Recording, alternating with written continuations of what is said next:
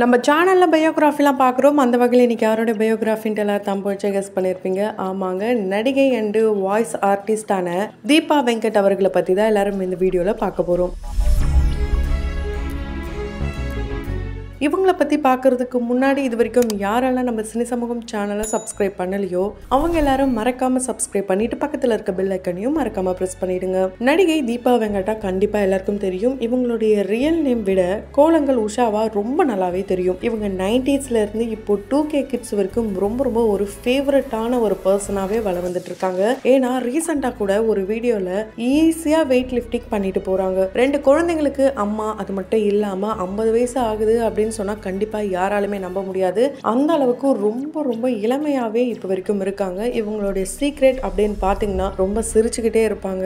And எப்பவுமே ஒரு positive வைபோடியே தான் இருப்பாங்க. அதுதான் இவங்களுடைய சீக்ரெட் போல இருக்கு. அது மட்டும் இல்லாம இவங்களுடைய ட்ரெஸ்ஸிங் சென்ஸ் பாத்தீங்கன்னா ரொம்ப நீட்டா இருக்கும். எப்பவுமே சேலையில தான் இருப்பாங்க. இவங்களுடைய அவார்ட் ஃபங்க்ஷன் வீடியோஸ்லாம் கூட ரொம்ப வைரலா ஸ்ப்ரெட் ஆயிட்டு இருக்கு. அந்த வகையில இப்போ ரீசெண்டா கூட கோல்டு ஐகான் விருது வாங்கினாங்க. தமிழக அரசுடைய கலைமாமணி அவார்டு அண்ட் அது மட்டும் இல்லாம நிறைய பிரைவேட் அவார்ட்ஸ் இது போல அவார்ட்ஸ்களை இப்போ வரைக்கும் வாங்கிட்டே தான் இருக்காங்க.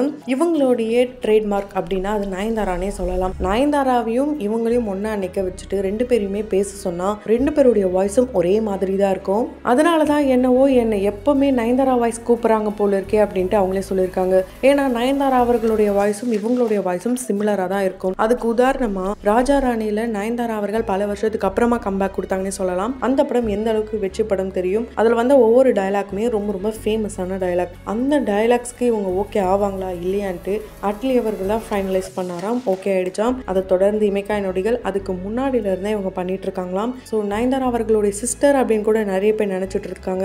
ஆனா இவங்க நயன்தாரா அவர்களுடைய சிஸ்டர்லாம் கிடையாதுங்க. இவங்களுக்கு ரியல் சிஸ்டர் ஒருத்தங்க இருக்காங்க. இவங்க இது வரைக்கும் நயன்தாரா அவர்களுக்கு மட்டும் கிடையாது, தேவியானி அவர்கள், ஸ்னேகா அவர்கள், சிம்ரன் அவர்கள், அனுஷ்கா, ஜோதிகா, காஜல் அகர்வால் இப்படி நிறைய பேருக்கு வாய்ஸ் கொடுத்துக்கிட்டே இருக்காங்க. பொன்னியின் செல்வன் இந்த படத்துல கூட ஐஸ்வர்யா ராய்க்கு இவங்க தான் வாய்ஸ் கொடுத்தாங்க. இவங்களுடைய ஒவ்வொரு டயலாக்ஸுமே அவ்வளோ ஒரு ஹார்ட் டச்சிங்கா இருக்குன்னே சொல்லலாம். ரொம்ப சூப்பரா இருக்கும். அந்த வகையில இவங்களே ஹார்ட் டச்சிங்கா இருந்து மறக்க முடியாத ஒரு டயலாக் அப்படின்னா அது 2 படத்தை இவங்க சொல்லியிருக்காங்க. அதாவது இவங்க 6 மாசம் பிரெக்னெண்டா இருக்கும்போது நீர்ப்பறவைக்கு 2 ஹீரோயின்ஸ்க்கு பேசியிருக்காங்க. ஒருத்தவங்க சுனைனா, இன்னொருத்தங்க நந்திதா தாஸ். அது மட்டும் இல்லாம மயக்கம் என்ன படத்துல அவங்களுக்கு அபார்ட் ஆகுற மாதிரியான சீன் இருக்கும். அது நடிக்கிறதுக்கு முன்னாடியே அந்த எமோஷனலா கொண்டு வர சொன்னாராம். அந்த சீனை பேசுறதுக்கு முன்னாடியே இவங்களுக்கு இந்த வாய்ஸ்ல அந்த எமோஷனலை கொண்டு வர சொன்னாராம் செல்வராகவன் சார். அதுக்கப்புறம் தான் இவங்க அந்த எமோஷனலை கொண்டு வந்து நடிச்சது ரொம்ப ஆப்டாவே இவங்க வாய்ஸ் மூலமா எக்ஸ்பிரஸ் பண்ணிட்டாங்கன்னே சொல்லலாம். ஸோ அந்த 2 சீனுமே இவங்களுடைய வாழ்க்கையில மறக்கவே முடியாத ஒரு தருணங்களாங்க. அது மட்டும் இல்லாம சிம்ரன் அவர்களுடைய வாரணமாயிரம் இந்த படத்துல சிம்ரன் அவர்களுக்கு இவங்க சின்ன வயசுல இருக்கும் போது சிம்ரன் அவர்களுக்கு ஓல்ட் ஏஜ் மாதிரி பண்ணியிருப்பாங்க. அந்த வாய்ஸ் அவங்க எப்படி பண்ணாங்கன்னு இப்போ வரைக்கும் இவங்களுக்கு தெரியலையா. அதே மாதிரி ஏழுமலை படத்துல சிம்ரன் அவர்கள் ரொம்ப ஹெவியான டைலாக்லாம் பேசியிருப்பாங்க. அவங்க பிரெக்னெண்டா இருக்கிற மாதிரியான சீன்ஸ்லாம் வந்திருக்கும். அதுக்கும் இவங்க ரொம்ப ஹெவியா ஹார்ட் ஒர்க் பண்ணிலாம் பேசினாங்களாம். ஸோ நிறைய பேர் வந்து டப்பிங் தான் அதில் என்ன இருக்க போகுதுன்ட்டு ஒரு சிலர் நெகட்டிவாக கமெண்ட் பண்ணாலுமே அந்த டப்பிங்க்கும் நிறைய ஒர்க் இருக்கு அப்படின்றது இவங்களுடைய வாய்ஸ் மூலியமா தெரிஞ்சுக்கலாம். ஏன்னா அந்த அளவுக்கு ஹார்ட் ஒர்க் பண்ணியிருக்காங்க. இவங்க ரொம்ப ஈஸியான இந்த அளவுக்கு டாப் லெவலில் வரலங்க. ரொம்பவே ஸ்ட்ரகிள் பண்ணி தான் வந்திருக்காங்க. யாருமே வந்து இந்த சினிமா இண்டஸ்ட்ரியில் கிடையாது. இவங்க ப்ராப்பரான ஒரு ஆர்த்தடாக்ஸ் ஃபேமிலியா மும்பையில் தான் வாழ்ந்திருக்காங்க. இவங்க அப்பாவுக்கு இங்கே சென்னைக்கு டிரான்ஸ்ஃபர் வந்ததுக்கு அப்புறம் தான் இவங்க ஃபேமிலியோட இங்கே ஷிஃப்ட் ஆயிருக்காங்க.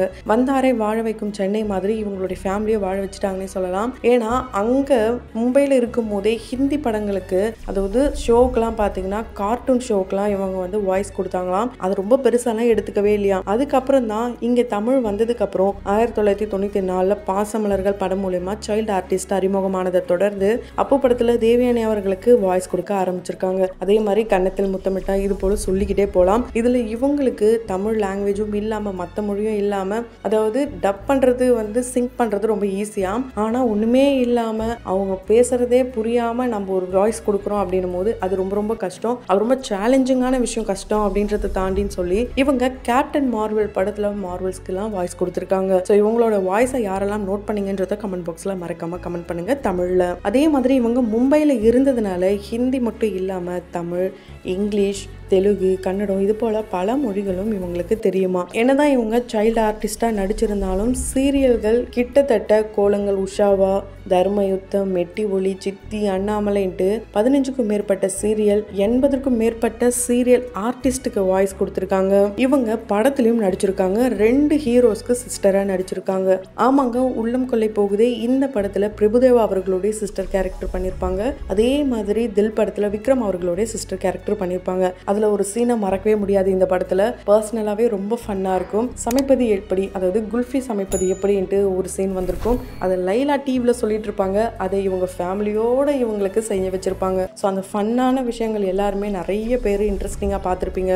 இப்படி இவங்களுடைய கெரியரில் டாப் லெவலில் இருக்கும் போதே இவங்க சடனாக காணாமல் போயிட்டாங்க. அதுக்கு காரணம் என்னன்னு கேட்டிங்கன்னா இவங்களுடைய திருமணம். ஆமாங்க, 4 வருட காதலுங்க. ராஜ் அப்படின்றவர் கூட தான் காதலில் இருந்திருக்காங்க. அதுக்கப்புறம் வீட்லேயும் சம்மதத்தோட இவங்க மேரேஜ் பண்ணி 2 டாட்டர்ஸும் இருக்காங்களாம். இவங்களுடைய ஃபன் சைடாக இருக்கட்டும், இவங்களுடைய ஸ்டோரி டெல்லிங், நரேஷன் இது எல்லாத்தையுமே இவங்களுடைய சில்ட்ரன்ஸ் தான் கண்டுபிடிச்சு கொடுத்தாங்களாம். இவங்களுடைய கிட்ஸ் தான் சொன்னாங்களாம். அது மூலயமா தான் நமக்கு இதெல்லாம் வரும் போல இருக்கேன்ட்டு இவங்களே ரொம்ப அழகாகவே இப்போ ஸ்டோரிலாம் நரேட் பண்ணுறாங்களாம். அதே மாதிரி இவங்க ஒரு வாய்ஸ் ஆர்டிஸ்ட் மட்டும் இல்லாமல் ஆர்ஜேவாவும் இருக்காங்க. கிட்டத்தட்ட ஒரு 15 வருஷத்துக்கு மேலே இவங்க ஆர்ஜேவா இருக்காங்க. அதே மாதிரி சினிமா இண்டஸ்ட்ரி, சீரியல் இண்டஸ்ட்ரி, இந்த இண்டஸ்ட்ரியில் பார்த்தீங்கன்னா கிட்டத்தட்ட 30 வருஷமாக இவங்க வாய்ஸ் ஆர்டிஸ்டாகவும் இருக்காங்க.